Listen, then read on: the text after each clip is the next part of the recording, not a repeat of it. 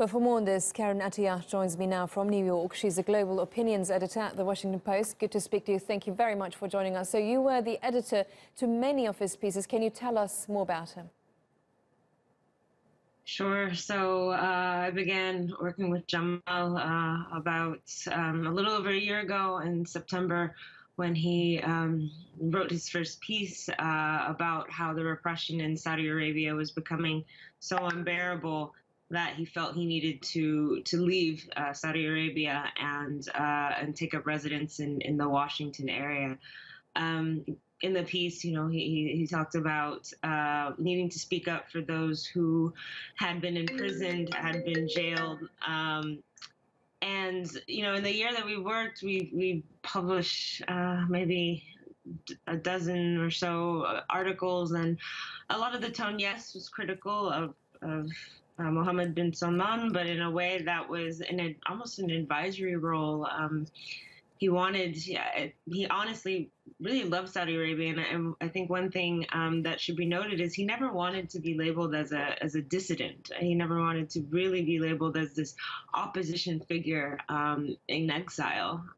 He just wanted to write. He was energized by working with the Post. He felt like it gave him a purpose, I think, something to do after not being allowed to write his column in Saudi Arabia, being told to stay off of Twitter. So I think it really gave him a space and a place to express his views. So, we also wrote a lot about the region, what was happening in Syria and Yemen. He did pieces ranging from, Black Panther, the movie, to what the Crown Prince with Saudi Arabia could learn from Detroit and the royal wedding. It's we had a lot of plans to do a lot, and this is hard.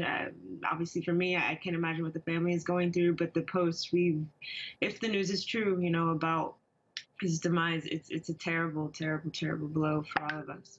And I mean, you're talking about his work and past. So do you think those pieces and the way he stood would make him a target to the Saudi officials? I mean, obviously, this is something we wondered. I would ask him, Jamal, are you okay? Are you sure? I think he did express heaviness about pressures perhaps on his family. Whether or not we can speak to anything specific that he wrote that might have, I think ultimately, he wanted to write. I think he understood his kingdom, he understood this country, but he made the decision to write about it anyway, which I found inspiring as well. Did you speak to him recently? Was he in any way scared?